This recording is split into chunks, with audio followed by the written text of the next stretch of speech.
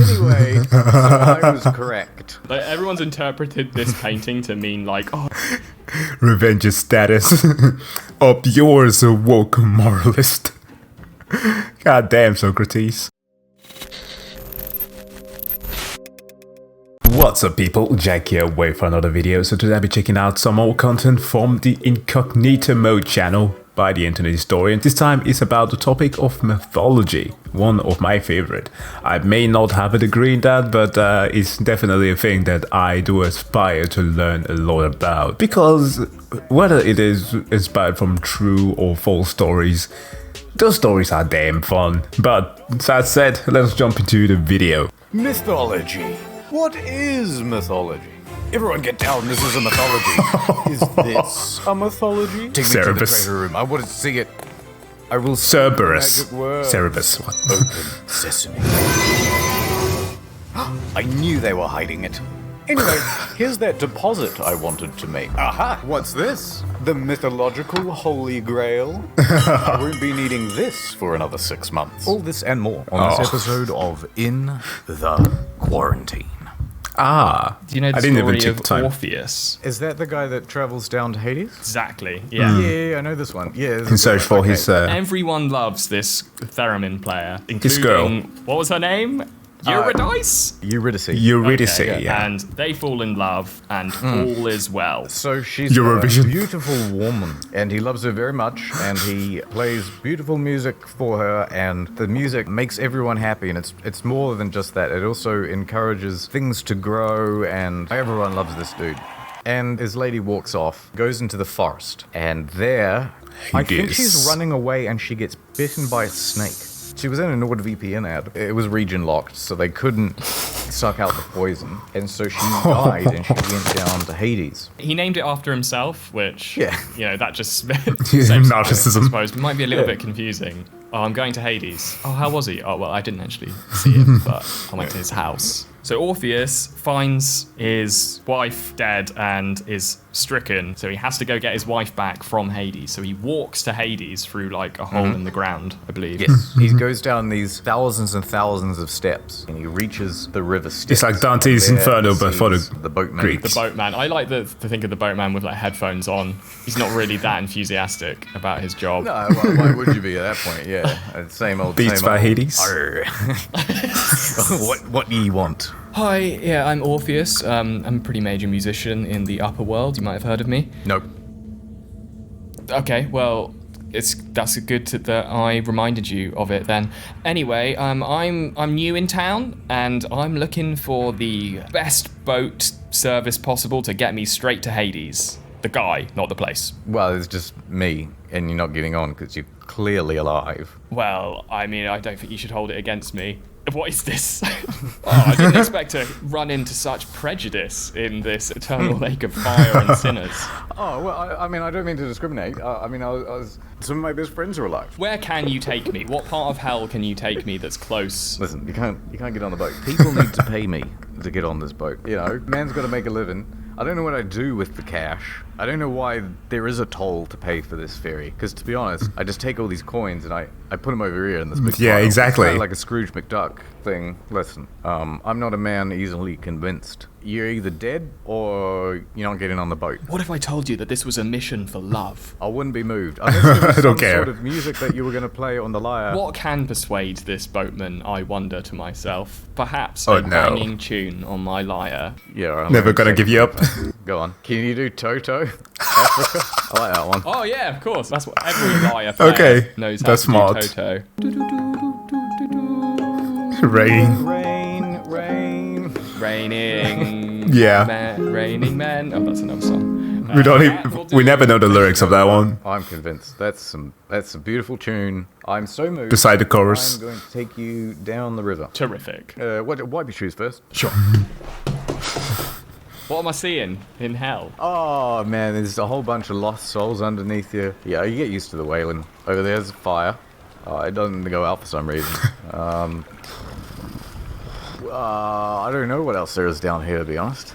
Last and only stop. Don't forget to give me a good rating on Uber. Sure, no worries. 5 stars, please. Thanks. Surely it'd be lift as hell. No tip. It's True. water in the back. I would have given a tip, but the whistle-stop tour of the adulterers lining up in front of a little guillotine really bummed me out. So, Oh, sorry. So, you get down to Hades. Fee-fi, fo-fum, who's this? great Lord Hades, it is I, Orpheus, famous musician of the overground. Who? Don't worry about it. People know me. It's okay. I'm kind of Anyway, famous. I'm here for my girlfriend. You've got her, and I'd like to take her back to the top world. Please and thank you. I don't think so, actually. Once someone comes down to Hades, they don't ever leave. Kinda And stick my here. wife's here to back me up. Oh, yeah, no, actually, you don't get to leave. And, you know what? I'm a pretty big deal. So I'm going to have a second wife. And you know what? Her name's going to be Eurydice. What? Oh, Hades, no. you're out of line. 2 wives, innit? Twice as good. Oh, but she's my wife. Wait, I did remember that he That's true. wanted to take us But I feel bride. like I can persuade you by do do do do do do do do. Oh no, not Africa.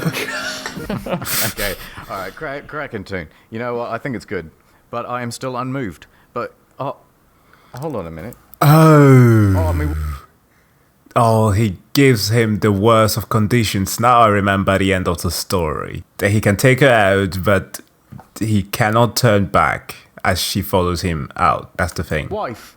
Oh, she's crying. She is moved. Oh, please, Hades. Oh, please, let him have his wife back. You know what? I'm going to make you a deal. This one time, I'm going to let someone have their wife back. But, special conditions. The wave warp She's going on the to hair. leave behind you, and she will not make any noise whatsoever. But you must not turn around to see that she is there. And if you do turn around, then she will be mine forever. I'm just making notes as you say this. So, got it. Walking behind me. Yep. Don't turn around. Yep. Got it. Well, that seems simple enough there, Hades. I'm sure that won't be a problem. Oh, okay. but he There's is. a little fire exit. I believe he plays the lyre on the way out to try and guide her out, or something like that. This guy. And some may allude to the fact that this may have been similar to what happens with the story of Lot, you know, Sodom and Gomorrah in a way. But of course, that it was the destruction of the city, and God demanded that he and his family flee to the mountains and don't turn back. But it's like the whole thing of trusting in a deity and the word and taking him by the word. Is very self-involved, isn't he? He's always. Every solution involves the lyre. Yep. It's like Wolverine. Every solution Involve the claws. So he walks out. For some reason, he wants to look behind him because he can't hear her. So he looks, No, could don't look. and she just is there, and then she just slowly gets like pulled back into hell. Do you remember what happens next? Bit of a blur from here. I think Orpheus is pretty upset about depression. what went down. Sure is. Plays a sad Odyssey. song, the liar, to himself. More than just a sad song. So there he is, and it's driving everyone mad. If I remember correctly, women are miscarrying, people are killing themselves, crops aren't growing properly. That is a bad song. That's a bad song. Oh, And he's wow. playing this way for Despacito. days and days. And then eventually the villagers go, fuck this, and they decide to kill him. I'm reading it here. It's a group of irate women they've called it, which I think is very funny. The women kill him and cut his body into pieces and throw him and his lyre into the river. Outrageous. Yeah, Oh, that's a if he fun caused a one. miscarriage, then it makes yes. sense. Icarus. I don't know if it's going to be trite to point out guess. the whole problem with Icarus. I suppose the Greeks have never been up high before. He gets And colder. They just didn't know that actually things get colder up there. And anyway, he's flying along, and the wings are made of feathers and wax. And apparently the wax melts, but that doesn't make no sense. Also, I mean, the Greeks are kind of weird in terms of their mythology. There's a whole shtick with the tales of Hercules and how amongst his what are they called? The 10 trials that he had to undertake for the king in order to atone for the sins of killing his wife and child. he goes about a quest and defeats all these monsters and stuff, from the lion to the hydra. And with the death of the hydra, he coats arrows that he crafted with its venom. And there is a point where he wanders through the desert, and because the heat is so unbearable, he decides to shoot the sun. On today's episode of How Fucked Up is Fucked Up. Do you understand the implications? It was supposed to hit like the embodiment of the sun, Helios. It's weird to have the people who were considered to be the like birthplace of like the modern, not modern, but pre-time science, have stories that like literally have no sense. But anyways, let's keep going. Because it gets colder, innit? You know, I've never considered that aspect of the myth. You know, you've got your time machine, and you go back to ancient Greece to find whoever made this myth, because obviously you need to correct them with all the intensity of someone in the comments who needs to correct your incorrect facts. Yeah, like a scorning teacher. Well, actually, Daedalus, or whoever told this myth, actually, when you go up high, it actually gets colder. Do you know much about Socrates? Socrates. From most descriptions, he was just like a rambling, really madman annoying. who walked around with no shoes on, but everyone thought he was pretty wise. There were people who were Alex more Jones. rambling and more mad, but he was certainly one of them. He used to go around accosting people in the... The philosophy center. Yeah, and he used to just ask people questions until they submitted. Yeah, he used to go, oh, what's a horse? And they go, oh, I don't know, Anything? about 60 quid? No. What is a horse? And they go, oh, well, it's 60 a big quid. creature with 4 legs. You go, oh, okay, so is every creature that's big and has 4 legs a horse? A cow? Well, no, there's elephants and giraffes. Oh, okay, so what makes a horse then? Well, you can ride on it. He would just ask questions and questions and questions. He sounds incredible. Insufferable. I mean, he did have a point. Not to defend the annoyance of it all, but Socrates was a warrior in the combat warrior in the Peloponnesian War. Like many places in the rest of the world at that time, like you have in Egypt, right? Alexandria, you have... Maybe that's a little bit later, but you have then the region of Attica, or where Athens lies in. You will have this gathering of people who were summarizing all the knowledge of the philosophical thinking, and they started calling themselves experts in the matter. And these people would then be the ones who were not just educated but also wealthy, and then had influence on politics. And this would of course affect the rest of the world, or at least the world. So he needed to know if the things that they said were actually true. The thing about him, though, is that he had a view similar to that of Plato, but in regards to knowledge. So Plato had this thing about the flux of life. I can't exactly remember who kickstarted that thought, but at least in his in his reflections, he mentions something, or at least makes an analogy that life is like a river, that you cannot step in the same waters again, right? So things are not stagnant, they keep on changing, and the same thing applies with knowledge. Things are not set in stone, they evolve, knowledge grows, as time goes, it also changes. And similarly, with the thought processes that people had at the time, the truth, as a lot of people tend to say, right, my truth may not have been what the truth was. So I'm trying to be a little bit charitable here, just to say that, yeah, he was just questioning things and wanted to have lots of stuff like being put into question. But he was still annoying, though. That is not to be taken away. Let's keep going. And questions and questions. He sounds incredible. Insufferable. Yeah, totally obnoxious. That's why he was executed. Yeah, they made him drink poison. It was just like, I've had enough of this guy. There's just 2 ancient Greek dudes hanging out in the philosophy center, just chatting away, just like, oh yeah, maybe I've heard there might be war with Sparta. Oh shit, it's Socrates, he's here, act normal. Hey guys, ever wonder if we're all living in a cave? We're not, man, like, this guy. Look, I do shadow puppets. We don't want to see the shadow puppets again. This This is the thing about philosophy in general. It's all about like contrary knowledge. It's all about going, oh, you think the world works this way? True. Well, what if it worked like this? Welcome to my I TED think the Talk, world where the was world is a something spoon. like this. He was That's charged way and found worse. guilty of blasphemy Yes. and for corrupting the youth, I think. Well, yes, he had a bit of a history of that, didn't he? Allegedly. Oh. Not the sodomy. Thought They wise. mean like corrupting the youth's minds Yes. by doing the blasphemy. There's that famous painting of him being handed his poison. He was like 72 or something when he died. Hey. I think the idea was he that lived long. figured, well, what I got now is further decline. I guess I may as well go.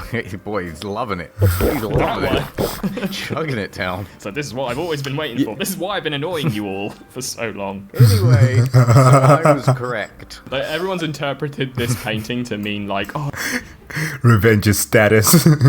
Up yours, a woke moralist. God damn, Socrates. I'm so sad. When really they're just like, thank God, he's finally gonna shut the fuck up. On the left here with the curly hair, he's just slamming his head against the wall. Shut up, shut up. This dude, he's a little more tolerant. This dude is going, just drink it. Just come on, hurry up. Come on, man. And then this guy's got his hand over his ears. Yeah. Yeah, he actually does. Just like, this guy has got to go. Anyway, so that's the reason why Season 8 of Game of Thrones Oh, wasn't actually no. that bad. Fuck. Don't throw Oh. rocks in a glass house. Never quite understood. This one the is meaning of just that phrase. What, of glass a thought on Yeah, so why hypocrisy, isn't shouldn't it? I mean, obviously, they shouldn't throw rocks in a glass house Oh. to break the glass. But what are they? What kind of behavior is that supposed to? It's a thing against hypocrisy, so Uh-huh. a small amount of criticism in return could also do a huge amount of damage because the person who's living in the glass house is guilty of so much. That's Yeah. what I was missing. Guilty of walking around in just a t-shirt, not completely naked, a t-shirt. Well, Yeah. that's heresy more right there. Offensive. We can do fables, right? Yeah, let's do fables. Yeah, okay. What, Aesop's? Aesop's and the Grimm's ones, they're good. Aesop, I've always thought is just such a stupid name. Like, Wait, who's Aesop? The only Aesop. Aesops that I know are two rappers. Aesop Rock, who's an actually very good lyricist. Yeah, he does great art, especially sometimes where he features animals or his cat. He's a great artist actually. Beyond just the lyrics itself, he's very good at drawing. And then there's Aesop Rocky. We don't talk about that guy. Yeah, it reminds me of, you ever have a bad handshake? of course. Yes. It reminds Oh. me of that phenomenon where someone Oh, just yeah. puts their limp hand in your hand to shake it. You go, oh yeah, that's an Aesop. That's that's You know what I that mean? is Oh, fun, he's- because it's almost like an onomatopoeia because that's what the handshake sounds like as well. But Aesop. Yeah, always giving me a bloody Aesop. Oh, I'm doing all the work. There is, of course, the other bad form of handshake, which is the overly aggressive, asserting dominance handshake. I want to shake That's your what I call a hand. grim. That's a grim handshake. I like it. A short story typically with animals as characters conveying a moral. Oh, Ah. okay. I only know about 3 of these fables. Well, Maybe then it's 4. fitting Okay, so that there's the turtle and the hare. the rapper took the that name. scorpion and the frog. The fox with the grapes. Oh, I don't know and that there's- one. You don't know sour grapes? No. Oh. Is it where the term comes from? Yeah. I don't know Okay, that one either. Oh, this is nicely Yeah, it's a presented. lovely little Look at this. website. Read.gov. Oh, this is what the government wants Okay. you to read. Yes. Government-sanctioned mythology right here. Don't listen to them. A fox one day spied a beautiful bunch of ripe grapes hanging from a vine. They The do eat grapes. Seemed ready to burst with juice, and the fox's mouth watered as he gazed longingly at them. The bunch hung from the high branch, and the fox had to jump for it. The first time he jumped, he missed it by a long way, so he walked off a short distance and took a running leap at it, only to fall short once again. And again, and again, he Continuously. tried, but in vain. Now he sat Until down and looked at the grapes in disgust. What a fool I am, he said. Here I am wearing myself out to get a bunch of sour grapes that are not worth, grasping for. and he walked off very, very scornful. Yeah, so he's like, well, I fucking want to bitch grapes, you know. There are those who pretend. So that's where the term sour grapes comes from. I didn't know that. That's actually a really good story. It's fun. All right, we're going to look at some images, and you tell me which myth this is from. This is going to be like a quiz. Audience, you can join in on this one. Mythbusters, if you... Oh, wait, that one's taken. Myth destroyers. Myth pounders. Okay, No. That's an underworld story, for sure. Yeah, this is those The Three Sisters of Fate.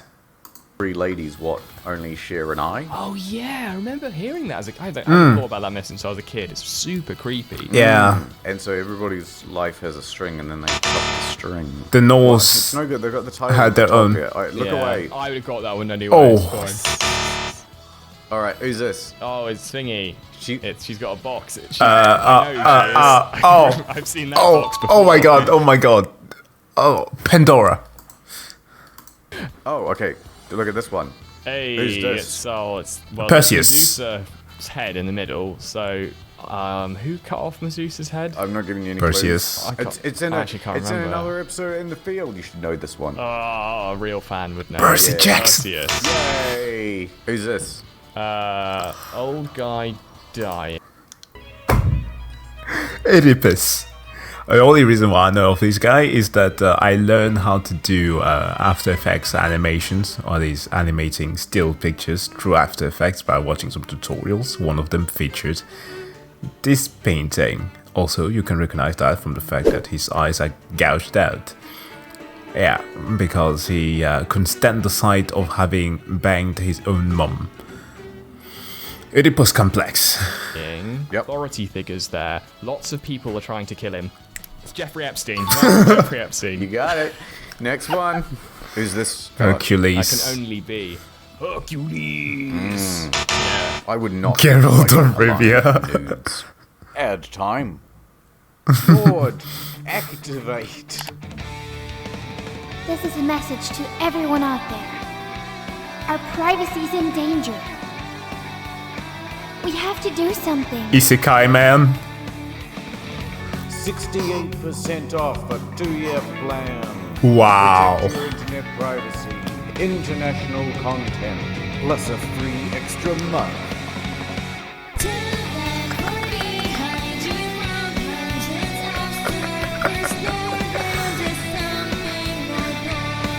This guy has the best ads.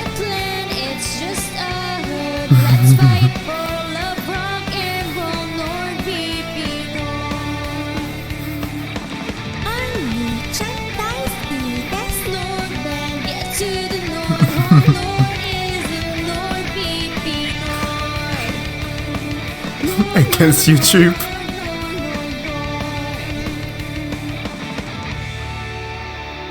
Amazing.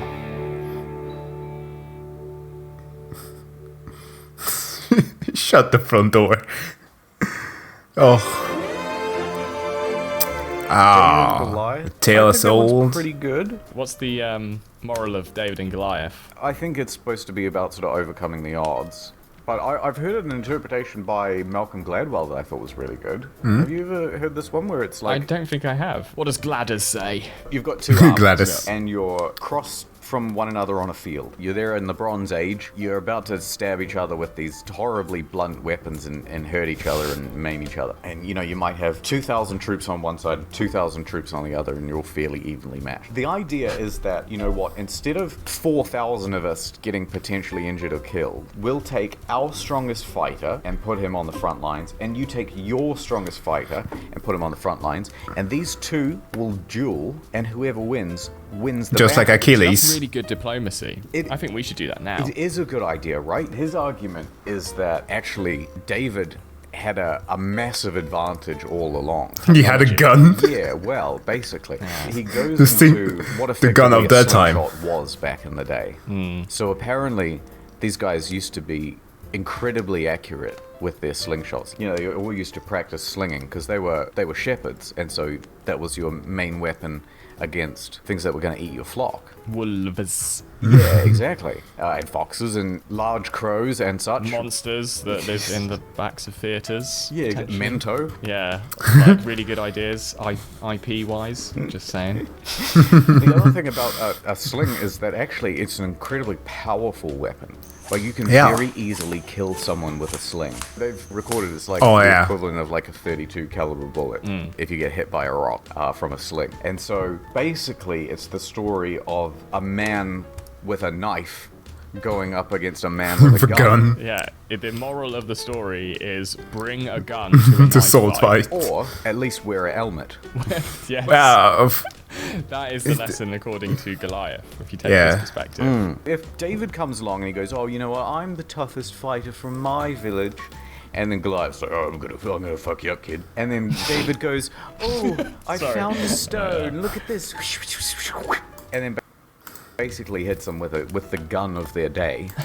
But like the other side of it is, of course, what is according to the Christian canon, which is all about putting your trust without faulty in God, because they were on demand.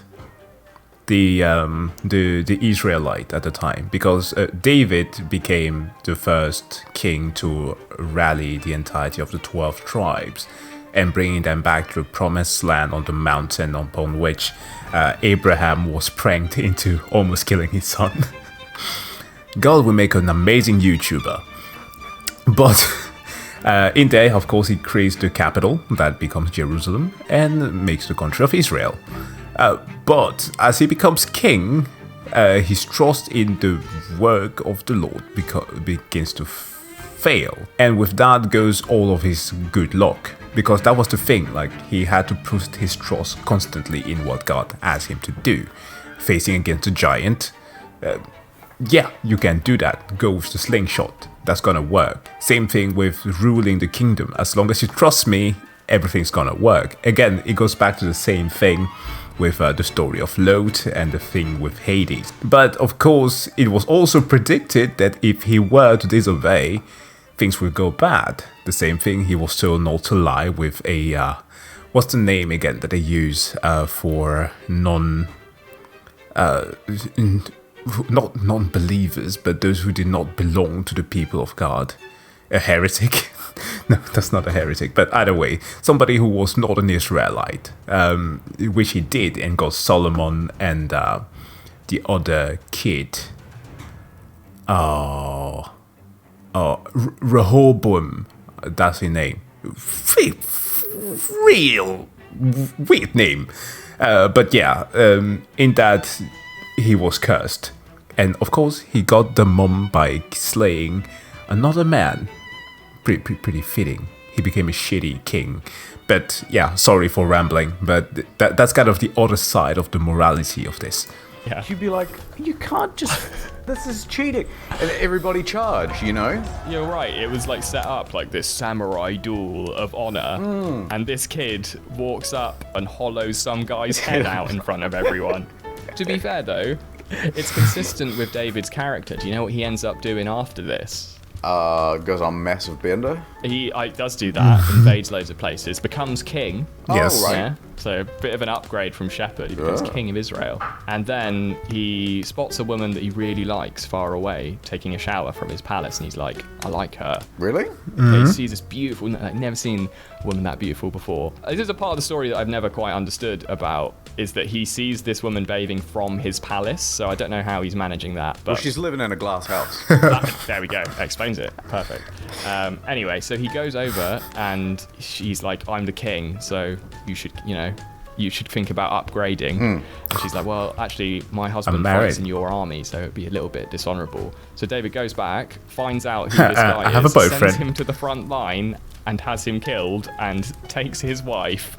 Oh, That's the story. Yeah. that's not so pleasant. No. What's your favourite myth? My favourite Oh, myth. no. Ooh, King Midas. is one of my favorites. The king who wishes to turn everything to gold. Yes. So there's a guy. His name's Midas. One day... Oh, who the hell's Ovid? Oh, he's a Ovid. poet. He wrote the Metamorphoses. Yeah, so a lot of the myths are sort of formalized because he's the first one who actually got it down on paper. All right, so he retains the copyright. Yes, exactly. So one day, Dionysus found that his old schoolmaster and foster father, the satyr Silenus... The old satyr had been drinking wine and wandering away drunk to be found by some Pythagorean peasants who carried him to their king, Midas. Midas treated him nice, 10 days in hospital, told him stories and songs. For someone governing a major Greek state, he's got a lot of time on his hands. And on the 11th day, he brought him back to Dionysus, the god of debauchery and drinking, and then he gets a reward. You may have one wish. And then, oddly, he decides... Anything I touch will turn into gold? Midas rejoices at his new power, which he has hastened to put to the test. He touches an oak twig and a stone, both turn to gold. Overjoyed, as soon as he got home, he touched every rose in the rose garden, and they all became gold. Idiot. He ordered the servants to set a feast on the table. Upon discovering how even the food and drink turned to gold in his hands, he regretted his wish and cursed it. Here's one loophole I don't think he thought. Use Could he cutleries. not hold something and then have the thing that he actually wants to hold in the thing? They said that he was about to starve to death, so must not have worked. Otherwise, I mean, unless he's just Wear dumb, gloves. like really dumb, like keeps picking up another apple and go, oh, not this one again. I wonder if this is in some way linked to the magical gambit I made earlier. Yeah, he this wasn't really a afternoon. smart Dude, one. that'd be the worst. Could you imagine, like, testing all that stuff? Because I suppose you'd go, like, I'm so hungry, I guess I won't use my hands then. So you get some chopsticks, and you start putting stuff in your mouth, and then it touches your lips, then it just turns to gold. That would be the worst. Does Well, gold just taste like pennies? it Because doesn't, it's gold, I assume it tastes bad. Gold is, what do you call it? I will say the honorable metal. In that we say el metal, otherwise known as noble metal, but gold is a transition metal, and because it's so very inactive or unreactive with anything else, I don't think that even the extremely corrosive acid within our guts can break it down. So basically, whenever you consume gold, you just shit it all out again. Better than the inferior metals. Yeah, I think it's got, like, even less flavor than, pennies. It's just pennies. Oh, There's nothing okay. worse. You're in a situation and It's you tasteless. accidentally taste pennies because you know something's gone wrong. It's like, not the penny taste. Hold on, so is he turning the air particles that go into his lungs into gold? Because you're breathing in bits of dust too. Surely they would turn to gold. Yes, so I think particles or maybe gases are exempt from his gold touching powers. No, wait, his clothes, the clothes on his body, Yeah. would instantly turn to gold Heavy. then, you would think. You would think. I think, as is the nature of myths, I think they have to Yeah, sacrifice inconsistencies. a bit of conceptual clarity. And when you have a character like the Hulk show up, like, he's always got to break his Depends. clothes in the right way. Otherwise, you just would have to have a bit of exposition in every film of just like, oh, do you see the... No, see the Hulk's cock? no, not the GIF. We've all seen that one. We've all seen it. Yeah, it is distressingly big. I'm scared. It's exceedingly muscular, foreskin and scrotum. The loophole is necessary for storytelling as God. well as everything else, I suppose. Yeah. Right, it's... No, never mind. Yeah, I'll throw that thought away. It was just more about the Hulk's balls. Go on. I know, tell me more about the Hulk's balls. That's great. Well, I don't know. Is it regenerative? If you got, like, circumcised as a kid or something, does it grow back? I would... Does the Hulk have regenerative powers, or is he just super strong? It's regenerative powers as well. Wolverine, though? Yeah, I mean, you can almost certainly suggest that Wolverine is uncircumcised. In a version told No. It's not that. It's that you can constantly circumcise them. Same account for Deadpool. Daniel Hawthorne, Midas's daughter... Wait a minute. Is the daughter thing not in the original? King Midas' daughter is not canon. What the fuck? In Wait. the version told by Nathaniel Hawth in the Wonder Book for Boys and Girls. Midas' daughter Nice. came to That's him. a nice title. That's so wholesome. The Wonder Book. And Midas' daughter came to him, upset about the roses, and that had lost their fragrance and became hard. And when he reached out to comfort her, found that he touched his daughter, and she turned soon to. So that version of the story. Ah, it's from 1852. Okay. I know that. Ah. Honestly, that's a genuine improvement. Yeah, it's kind of like the peak of the conflict Yeah. in the story. Yeah, it's good. It's way better storytelling. Well done, Nathaniel Hawthorne. You've improved a classic. You say we should write a wonder book for girls and boys. We should get Nathaniel in on it. The wonder book for e-girls and incels. That's not bad. Buy a wonder book for e-girls and incels. As approved by the internet historian, that's canon now, and there's nothing you can do about it.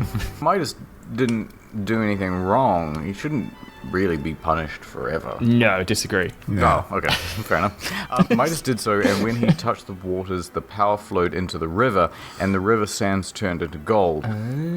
This explained why the river Pactolus was so rich in gold. We were wrong this whole time. This isn't a story about, like, not being materialistic. It's just a story about why there's gold in the river. Yeah, I love that. Stupid idea. origin it shows story. up. She's like, what? That's what you took from the story? No, I was explaining why I'm holding this gold pan and up to me ankles. I feel like this myth is just constantly misunderstood. It is about properly checking for loopholes in whatever agreement you make. Be greedy, but be smartly Yes. greedy. If King Midas had gone to his attorney and said, just want you to maybe look at this witch and see if there might be anything that might backfire dramatically. You're allowed to put caveats True. if you wish, right? So That's why you get always around need all of to- this stuff by just adding a clause that says, Be "In the careful way with how that you formulate I hope things." for and the desired results expect." That's great. That is the perfect magic wish loophole avoider. That's what King Midas should have done. Yep, you should have talked to us first. Exactly. He should have consulted us. I'm sure there's practical uses for it, though. Like, if you were... No, hold on. There must be one practical use of being able to immediately turn something into gold. I'm trying to think about it, because the main thing is to have a lot of gold. Okay, I've got one. I'm impressed that you've got even one, because I've been trying to think of one. You're at war Uh-huh. with the Japanese. Not again. Okay, no. You're at war, and you decide to hire some Japanese ninjas. Cool. You could take out some parchment and cut it into shuriken or whatever they're... Shurikens, Shuriken? yeah. Shaped stars, and then have Midas go swing over them, and then you could probably still throw them. Shall we wrap it up there? You could just use leaves We need a bit of an or outro. grass. Yeah. Oh. Let's do something Automatically great and original. weapons. Well, I'm about to jump into my Hindenburg 2 and float away. I'm gonna go sleep in my glass house, unlike all you losers who can't even be seen while sleeping. Alright, See you later. see you later. Oh, damn it, this Ordinary man. things, why did you put that massive antenna on the top of your glass house? No! It's the only way I can know the truth. The humanity. Okay, I've got to go now. I'm being beamed up by 8G signals, so it's going to be really fast. It's going to be gone like that. That gone. I gotta go, I'm dead. A big fireball. Subscribe to Ordinary Things. He's criminally undersubbed. Also, get NordVPN. Nice.